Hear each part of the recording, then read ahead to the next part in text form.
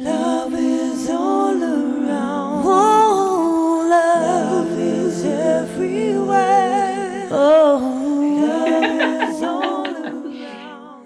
Good morning and welcome to the Delightful Conversations. It is the 22nd of December 2020. We are just one day behind the winter solstice and the very powerful conjunction of Saturn and Jupiter. So I thought this is the perfect day to launch my new series, Delightful Conversations. My intention with these conversations is to lighten up your day and also to promote those people who want to make the world a better place, who shine their light on us, and who make a difference in this world. My name is Agnes Tarnai. I'm a moderator and a leadership coach. And I'm fascinated, inspired by talent, by devotion, by excellence, and by magic. It is such a pleasure for me to welcome to this show my first guest, Alison David, the soulful singer from the UK. Now, Alison and I met in March this year. And when I say met, I of course mean the 2020 standard meeting online. We both belong to an international community of women who support each other on their respective paths and who focus on empowering women globally and create financial independence for women everywhere in the world. We believe, I definitely believe, that when men and women are equally empowered and equally independent, together they can create a much brighter, much lighter, and a much happy world. When I first spoke with Alison, I felt a connection and I wanted to get to know her better. And when I first heard a Facebook Live where she sang a song, this urge became even stronger. She has magic in her voice, and it is such a pleasure to welcome you, Alison, on Delightful Conversations. I'm so happy to have you here. Now, you have been connected to music all your life. Does that run in the family, or where does this deep connection come from? Hi, Agnes, and thank you for this wonderful moment. I have come from a musical family, yes. My parents were church-going musicians, and so my mom used to lead the singing in the church, and my stepdad, used to play the guitar. So they were the people who led. It was, I used the term Bible bashers. They were charismatic Christians, and they went around the world spreading Jesus messages in song, and they even made an album. So yeah, we had music when we were children everywhere. And when did you start singing? Well, having been brought up by Christians, I was indoctrinated is the word that comes to mind. And so as a result, my first song was a Jesus song. The first song that I remember singing in public was a Jesus song. And it was, I keep falling in love with him over and over and over and over again. I keep falling in love with him over and over and over and over again. He gets sweeter and sweeter as the days go by. Oh, what love between my Lord and I keep falling in love with him over and over and over and over again.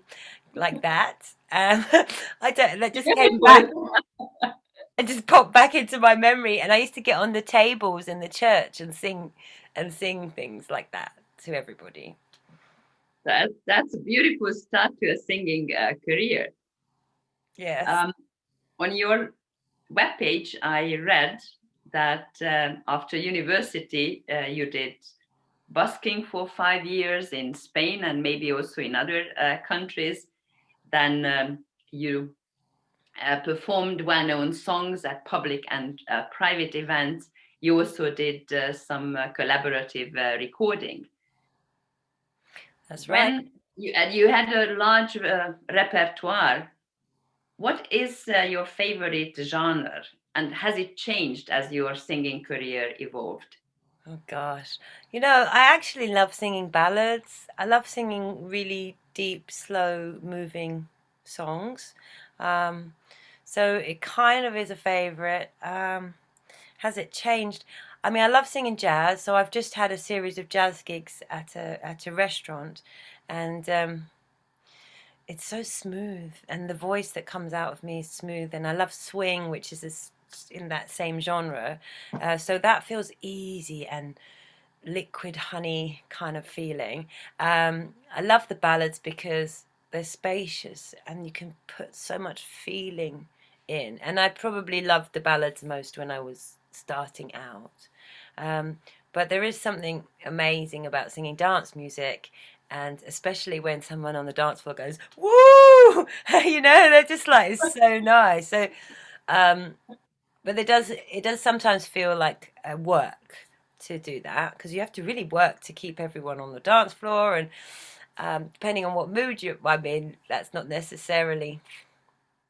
So yeah, I guess it's quite hard to say. I'm so eclectic. I find it very hard to focus on one thing. I like a bit of everything, and that's in all ways of life. Oh, I can so much relate to that. This eclectic, big variety. Sometimes this is what I want to do, and then I want something totally different, Hmm. be it in the professions, or be it just leisure activities. So I can very much relate to that. Mhm. You also love glamour and sequin I do. when you perform, right? And Yeah. how does the way you show up on stage add value to your performance? Um, Well, what a lucky girl I am that I can get to dress up in exquisite dresses. Why not take advantage of that opportunity?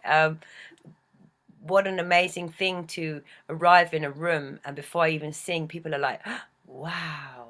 I mean, yes. And then, yeah, like it's just such a dream. It's like a perk of the job. And then on stage, when you have sequins, they sparkle and they bring out the light. To me, it's a no-brainer that it's worth giving the glamour to the people. One time, I like wearing wedding dresses a lot, because they're like princess dresses or angel. And one time, I wore a wedding dress for a gig, and and this little girl was outside, and she was like, "Mummy, mummy, the princess." I'm like, "Yes, that's exactly what I'm trying to bring through." Mm. Oh, that's so beautiful. I mean, I as a little girl, I used to love dressing up, and with my that time friend, we just took our mom's dresses and high heels, and we were parading on the courtyard or in the living room, wherever it was, pretending to be a famous movie star Mm, or pretending to be princesses. It was so beautiful. mm. And I believe that it also makes you feel different when you wear something shiny and glittery and glamorous. Is that right? Absolutely. Yeah, totally. I mean, I feel that singing is about taking on a character. And for me, each song has a character. So I take on the character of the song. But yeah, putting on the glittery, glamorous dress brings in the persona of the star, of yeah, the princess, the diva. It comes, yeah, definitely, it's costume. Mm. Hmm. And you deliver, when you deliver your music, you put a lot of feelings and a lot of emotions into your songs and into your voice. Your motto, I believe, is dreams come true, right? Well, it's not exactly my motto. It's just my most well-known song. Once upon a time, that was the subject that I was the most passionate about. I've evolved since then. I I was so passionate about people doing what really inspired them, And I wanted to inspire other people to do that, but I realized that sometimes people aren't ready for that, and they may not actually do it in this lifetime. And there are other people that pursue that passion, and for me, I'm more on a journey of acceptance and inner journeying. So, yeah, my dreams, I'm happy to make them come true, and I choose to make them come true. But yeah, at the time, it was something I was so passionate about. I actually was friendly with Dave Stewart from the Eurythmics, and he saw me busking in the street 20 years ago, 25 years ago. And he took me to a crystal shop that was in Covent Garden near where he lived, and bought some tarot cards for me. And these tarot cards were to inspire images, actually, for the band I was in, which was called Life's Addiction, to come up with some images. Anyway, one of the cards I picked, basically, they're New Orleans voodoo tarot, and they have these sacrifices that you could make to go with the cards, because they're sort of like the gods, the lower, it's called the Orisha of the cards. You can actually make a little sacrifice, or make a little altar or some kind of thing like that for each card. And the one I picked, it said write down something on a piece of paper that you would fight for, that you are passionate about, and then burn it. And that's the 3 words I wrote: dreams come true. And that's how the song came about. That's beautiful. And how do you prepare for a performance, be it live on stage or be it online? What do you do? How do you get into the zone?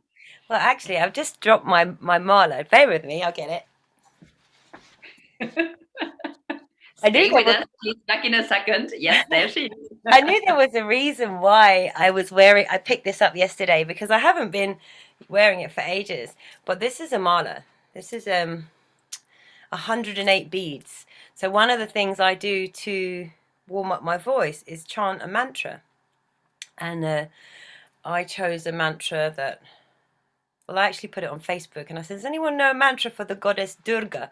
And she is somebody who's like the divine mother energy. And I wanted to bring in some divine mother energy. So my idea, so preempt this, I chant mantras to warm up my voice. And so I wanted one that was nice and short, that was invoking the goddess Durga. Because it's nice to have a mummy. I haven't got an alive mummy, to have that energy to be held. And I just wanted to warm up. So what I do is I chant the mantra, and if I was to do it 108 times, so sometimes I bring this with me, and you just go, you just hold each bead. So my Durga mantra is Om Aim Reem Kleem Chamundai Viche Namaha. And it could be anything, because it could be I am enough, I am enough, I am enough, like the ones I've put on my album. But this is the one I chant. So, and it's Om Aim Reem Kleem, and I can sing it with each bead. So I sing it 108 times.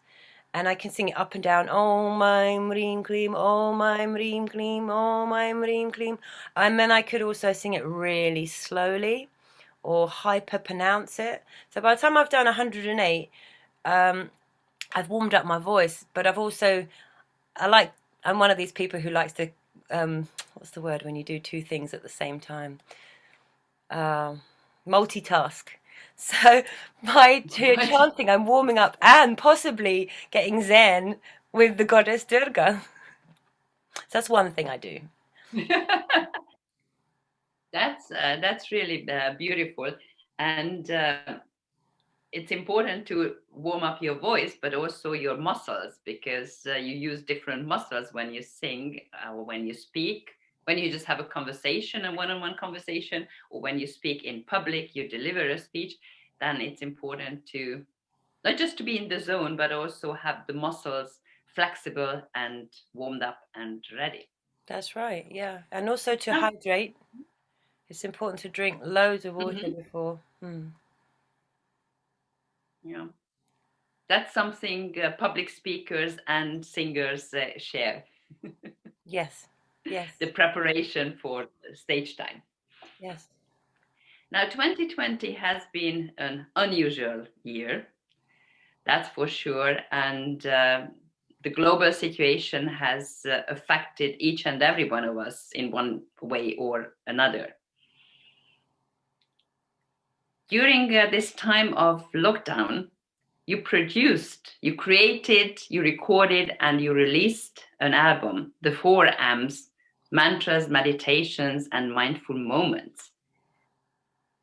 What inspired this album, and how was that creative process for you during lockdown?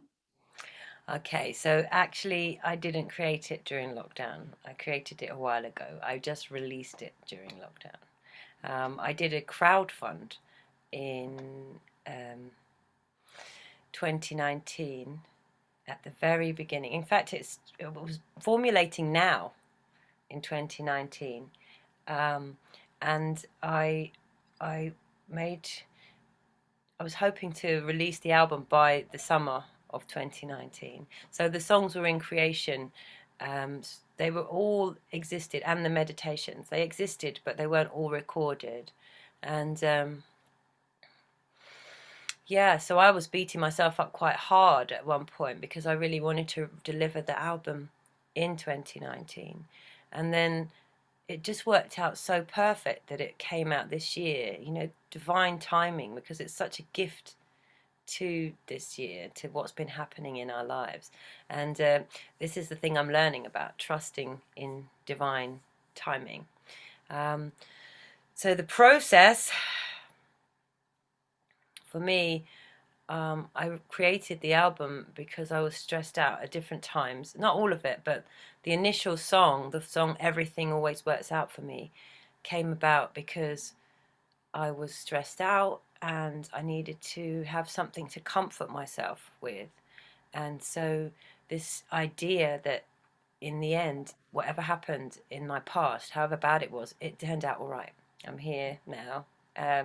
So I used that song to kind of calm me down. And it says, and breathe, because sometimes when you're stressed out, all you can do is breathe. And to calm down your breath is such a gift. So that was the first song that came about because I was stressed.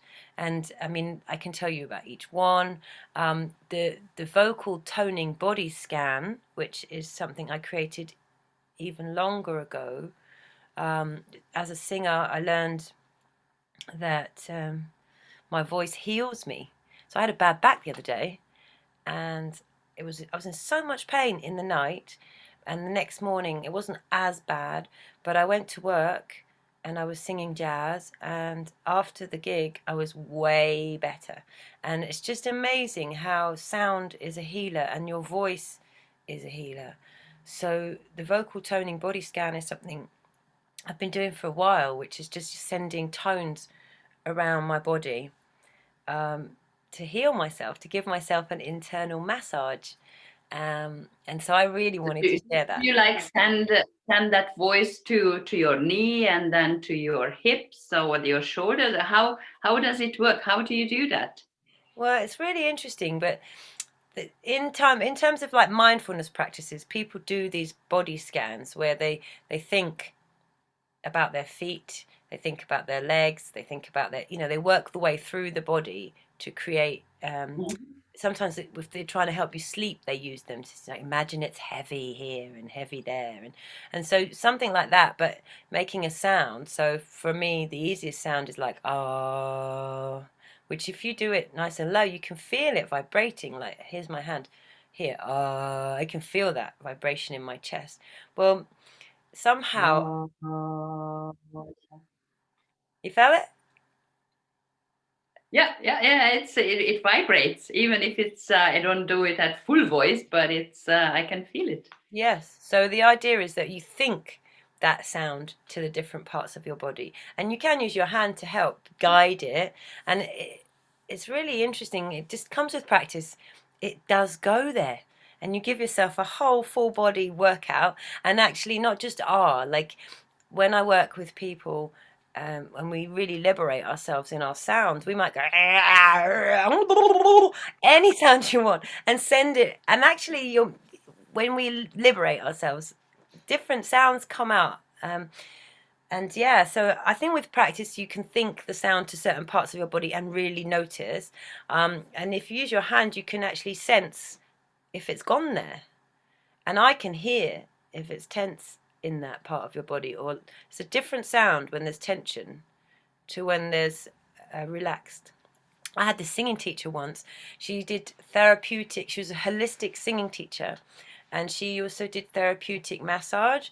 And she would be able to get me to sing a tone, and she would push a part of my muscle that was relaxed, and the tone would go up. So, for example, I'll just demonstrate, but slightly pretend. Um, Mhm. Not quite that much, but something like that. As if she was turning on the volume Yeah, on the more sound. turning up the tone. So, like higher. Our body is an instrument, and people don't realize that often when, say, singing teachers work on just this area here, but our whole body is the instrument. And the more relaxed you are, the more you can manipulate that instrument. Oh, that's beautiful, and it's really an art in itself to learn everything about your body, to get to know how it works, what messages it gives you, and how can you really use it to your best advantage when you sing or when you speak or when you do whatever you do. Absolutely. I'm passionate about learning mine. Yes. And who is this album intended for? Did you have a particular audience in mind as you created these songs? I just made, it's like 5 songs, which are, they're kind of mantras because they're the same line over and over again. That's why I said mantras. Um, and 5 meditations. And each and every one of those things are tools for my own personal self-care. So each one, I'd love to describe each one and how they help me. And literally, I just thought if they're good for me, they're probably good for other people too. And I had a small experience of that. Like my first song, Everything Always Works Out for Me, I shared it with a few people, and I got some feedback that people were doing the same as me and playing it on repeat to chill themselves out. And so Mhm. I also used the Insight Timer meditation app and uploaded some of the tracks onto there, and they give you reviews. So I could see clearly that it was working for other people all over the world. And it's just sharing my toolkit. So the first one I've described, Everything Always Works Out for Me. The second one is Pleasure Yes, Letting. please describe the other ones as well. Thank you. Please describe the other ones as well. It's very interesting and fascinating how you created it and how it works for you and for anybody listening. So yeah, Pleasure Letting Go is the second track. It's number 2 because it has a story to do with going to the toilet in it. I don't know if you want to know. But, it's about letting go of what no longer serves you. And it came to me on the toilet when I was feeling a little bit constipated. And this holding on that happens when sometimes we hold on to things that have no value to us. Um, so that song's a ritual song. I particularly use it in my bath rituals, which I'm cleansing all my dead skin from my body, and I put the song on and just say, no, I don't want all of this, all of these parts, whatever the thing is that I want to let go of.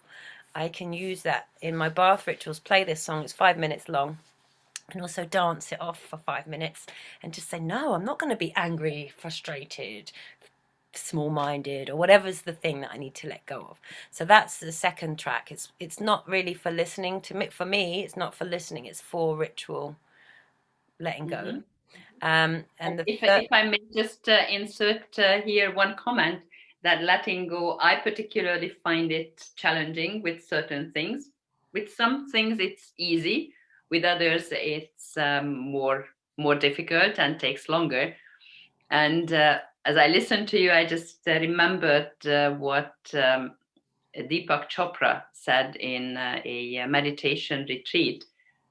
Like when we are generous over generous in giving, it's as if we had diarrhea. Everything goes out. Wow. Everything, all our energy goes out. And when we are in over receiving, it's like constipation, because everything just comes in and nothing is released, and that piles up and constipates us. So it's quite a mundane expression, or a mundane image, but it shows very clearly why it is important to let go what no longer serves us, and also to keep a balance of giving and receiving. I love that. That's brilliant. That's so cool. I've not heard that one before. He is a brilliant mind and a brilliant person. Yes. Wow. Deep. Yeah. Yes. I love Okay. poo analogies. I like also, that poo becomes manure and it's feeding the ground. I like it. So the third track. Yes. The third track is the All is One mantra. And this one, I live I'm very lucky to live very close to some very tapped in, tuned in, spiritual, love giving people. They're not all religious, but they're in touch with themselves in some way or another. And that's pretty much all they have in common. There's a wonderful place called Zoo. Well, it's now called Zoo Cafe, but it was a studio when I was there, like a warehouse, a creative warehouse. So I used that space to record this one, the All is One mantra. And the idea, well, the mantra is I am one, you are one, we are one, all is one. And this is very important to me. In my idea of what the divine is, or God, to me, is all is one. So my sense is that the oneness is the collective consciousness of everything that exists, is what, to me, the divine is. Maybe that's God for another person. Some people say all that is with capital letters, or the universe. And so I love the idea of unity. And once I studied maths at university, and I made up a phrase which was, if each and every one is one, but everyone is one, then 1 + 1 + 1 is 1. And it kind of goes with that. And so, That's beautiful. oh, Did the professor agree to that theory? I dropped out. They weren't on my wavelength.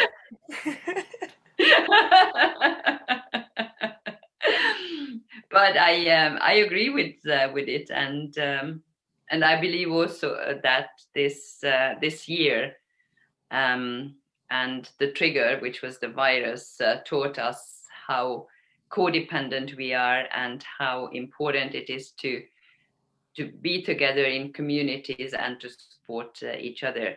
And probably that theme will be reinforced and will be even stronger in the years to come.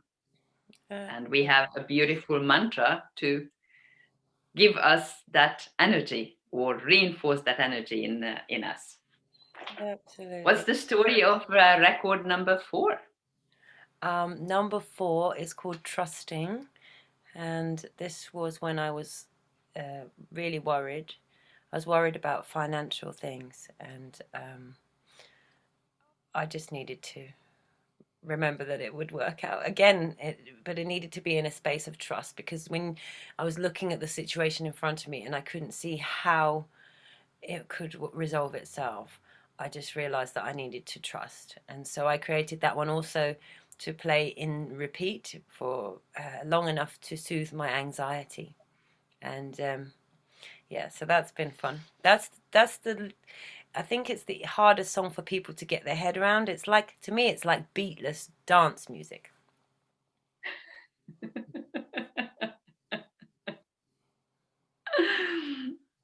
And did you have any feedback on that particular mantra? Yeah, just a few people get it. So a few people get it. Yeah. Everything is possible. It says everything is possible. And lying back in the feather bed of grace. Yeah, but that's how it starts. First, only a few people. Yeah. It's nice to add something. For me, it's one of my How favorite. it starts. Sorry? It's nice. That's how things start. First, a few people get it, then more people get it, then more people get it until we get to the tipping point. Yeah. Okay. Yeah. And how about number 5? Number 5 is Love is Everywhere. And this one just came to me. It came to me really easily, and I just wanted to sing about love being everywhere. And I think it's more about just finding things and places and situations and anything to love, and just to experience the feeling of love. That's what was there when I made it. And then this mantra came in that I wanted to sing, which I've discovered, which is a Shiva mantra, and it's actually about the divine existing in everyone. So it goes really well with the all is one also. And now it was recently my most favorite song on the album. So this is the one that's been the most played by me recently, because it just feels really comforting, and it feels like I'm being loved. And also I sang it to a friend and her daughter when her daughter was passing into the non-physical. And that was really beautiful, because I really felt this young lady was very loved in this life, but I felt that when because she was definitely about to die, that she would also be going into a place of love on the other side of life. And she herself was a being of love, so the song transmuted to another understanding of just this love being everywhere is quite comforting. And it must have helped the mother and the family who had to continue without that little girl. And because I mean, I don't know, but I imagine that the soul who is leaving the physical body is going to a beautiful place. So there is no grief and sorrow for the soul. The grief is for us who continue to stay on planet Earth for another while, and we will miss that person. That's how I see it too. Yeah. It is really us who needs the comfort. It's a nice accompanying message for the soul leaving, but maybe more importantly, it's a comfort and support to those who continue on planet Earth. Yes. That's how I see it, just how you described it too. That's absolutely beautiful. And were there any co-creators for this album you would like to mention? Yes, actually. So what I wanted to say was that the song 3, song 3, All Is One Mantra, there's 35 people from my local community on that. I recorded people who've never sung on a mic before, and it was so beautiful. About 30 of them sang, and then about 5 of them added their musical prowess. The person who features on all of the album is a guy called Max Meserwave, and I've sung on his material before. And he is a friend, and he's an engineer and a studio producer. So I went to him to engineer, which was lovely. And then there's one other guy who engineered Everything Always Works Out for me, which is a guy called Morgan Howell, who's also known as Soul Persona. And he engineered Everything Always Worked Out for me, which needed to be done because I recorded it on my phone, using my phone microphone as the headphones. So, not as the headphones, the microphone. The microphone, yeah. The little white iPhone mic was what recorded the vocal on. I mean, it's so beautiful what technology allows us to do. I mean, you are sitting in London, I'm sitting in Hungary. So without technology, we would not be able to have this conversation. And while technology is not replacing the face-to-face encounter and hugging each other, spending time in physical proximity together, it is the second best option we have available to us. Yeah, and we would never Yeah, have met. I mean, the chances of us even not meeting. yet. Not yet, but maybe 2021 is generous enough to allow us the physical mobility again, and then we can meet. And I would be so happy to come to one of your gigs or to a concert. What you will perform when you will perform on stage. That will happen. The intention is there, Oh, we and would we will do it. happen. Hmm. And I can come to Hungary. I'd like that a lot. Oh yes, yes. We can visit each other. Mm. All we need is the freedom to travel again, Hmm. and that will come. I'm sure of that. Our viewers might have noticed that this wonderful symbol in your hair. It's a beautiful heart. Alison loved David. Would you like to explain where this symbol comes from and when do you wear it? Oh, the love heart's my favorite shape. I just love hearts. And it just came to me that I could do this sculpture in my hair. I'm always changing my hair. It is actually quite a black people thing. If you notice, people of color change their hair loads. Um, but yeah, I love hearts. So sometimes I do it for gigs. This is kind of a new invention, but it's rocking my world. I just plait extension hair and put wire into it. So yeah, I'll do it at some gigs, depending on who it is and how much they're paying.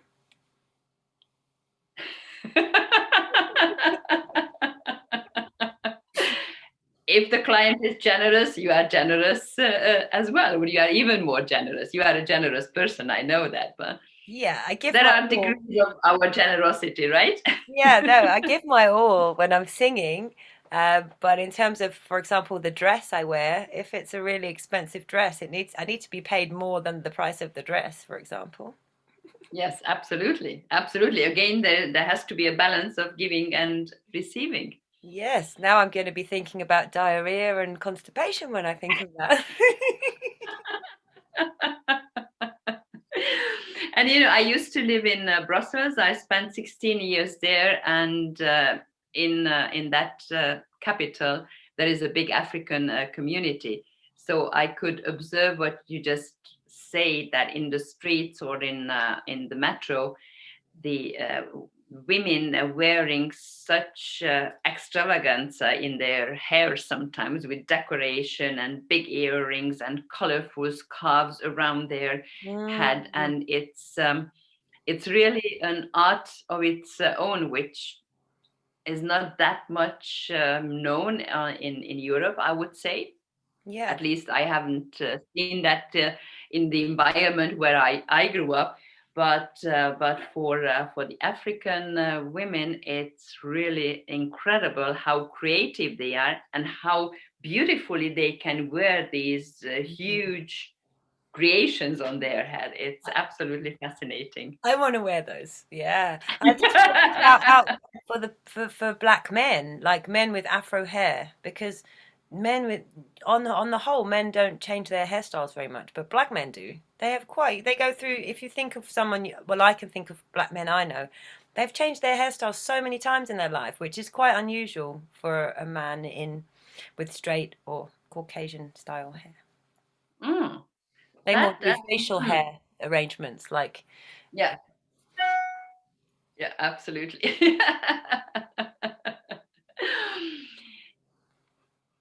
It is difficult nowadays to give live performances, but you do gigs online. Is that correct? How can people hire you? Where can they find you? Yeah, they can find me on my website, alisondavid.com. They can find me on Facebook. I still do quite a lot there. I use Alison David Singer and also Alison Love David. And yeah, so they can find me. I mean, I'm available on most social media platforms, and my website, which I manage on my own at the moment. So it's sometimes updated and not. So yeah, I can sing on Zoom, organize Zoom concerts. People are still booking me for 2021 now for potential gigs. We're in hope that we're going to start moving out again. I am singing on Christmas Eve in our local restaurant. So there's, depending on where we are, what's happening, um, there are still the odd opportunity for live in-person gigs. And yeah, and also I'm really very excited about offering bath rituals, which I realize is a complete innovation. Like, and that's where I sing to people and share some of the tools from my album in practice whilst they're having a bath on Zoom off camera. And that's one of my favorite things. And also the other one, which I'm passionate about, is helping people record their own music and voice coaching, coaching people to use their voice, whether it be for speaking or singing, um, whether it be bringing their own vocal creations out to the world. So like creating, I just recorded my friend yesterday for the first time. I recorded someone on Zoom. So we did a Zoom call, and I recorded it and then put it into my music software along with the music we'd created before, and sent it back to her. And so yeah, I can do a lot on Zoom. I teach on Zoom, and it's quite lovely because it just means there's an access to the whole world. Yes, again, I mean, we can cry about, oh, we cannot travel, oh, there are no live events, which I miss terribly, concert theater, movie theater. But on the other hand, everything or most of the things happen online, which doesn't limit us physically. We can have this conversation now without any problem. We can attend, so to speak, an opera performance from New York. We can join Toastmasters Club on the other side of the globe. There are no limits. So we are constrained and restricted in one sense, and opportunities have been opening up in another sense. And this is also the beauty of life and how everything changes and evolves.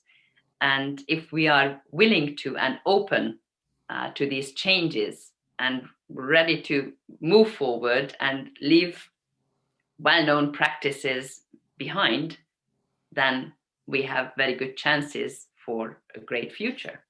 Yeah, life will never be the same again. It's so exciting. Yeah, I've been on Zoom, as we know, for some time now, and there were some people that were really resistant to using it, and now they're like, "Oh, this works." When I sang a birthday party for someone the other day, everyone was dancing in their houses, and you could see them all on screen, and you could see someone's in their kitchen, and there's people in their living rooms, and the guy whose birthday it was had never seen all those people dance before. It would just not have been possible for them all to be in the same room, and it's quite rare, big groups like that get together for weddings, and that's probably the only chance you'll see them all dancing together. So it was very special to do that, and I think we can keep contact with people across the world in a different way. I really hope, for example, I mean, my Kundalini yoga teacher, she can have clients from Australia join her class now, and I hope that we'll still have that access. When we're all in physical presence, I hope some people will still offer their things on Zoom so that I can attend. Yes, I mean, that's my vision, that we will have this hybrid of on-site and online, the combination of the two, and that way we can make the most of anything, really. If we cannot attend physically, we can still be there online. If it's in our proximity, then we will be able to enjoy meeting people, being together in the same room, and enjoy the time like that. Yeah, on site. I like that. On site and online. I hadn't thought of one that started with on. That's the perfect one. And how much are people going to enjoy hugging when We have been on. Yes. I was to say how much are people going to enjoy hugging? Way more than they ever enjoyed it before after this. Absolutely. We will appreciate much more hugging each other and feeling the physical proximity of each other, be it in a friendship, be it in a romantic way. That will enrich our lives again soon. Mm-hmm. Mm-hmm. Until we get there, you can check out Alison's availability on her website, www.alisondavid.com. You can search her, Alison Love David, on Facebook. You throw a birthday party. You want to invite your staff to close the event or to open 2021, and you would like to add some spice to it. Alison would be happy to sing there for you. Bath ritual, very exciting, very special. Maybe you want to experiment with that and see how that feels while you are enjoying a hot bath, and then you get mantras and you get a ritual added to that. Oh, there's Alison, it has been absolute delight to have this conversation with you. I'm very, very happy, and it will be wonderful also to get feedback from the viewers. How they like it, what do they think, is there anything they missed? And I really hope that you will generate some new clients, some gigs from this conversation. Oh. Anything you would like to add in closing? Thank you. I have got one more service that I offer that I didn't mention yet. And this is like singogram or songogram. So it's when people can hire me to sing to somebody that they love. I've done it a few times. I'll just video call them and sing them a song. So we could do it on Zoom and then have it as a recording. But it's actually also nice because sometimes it's hard to coordinate meeting someone on Zoom. But if I have their WhatsApp number and you know where they're going to be and that they might answer, I can just call them and sing them a song on video. And that's quite a beautiful, touching gift to receive.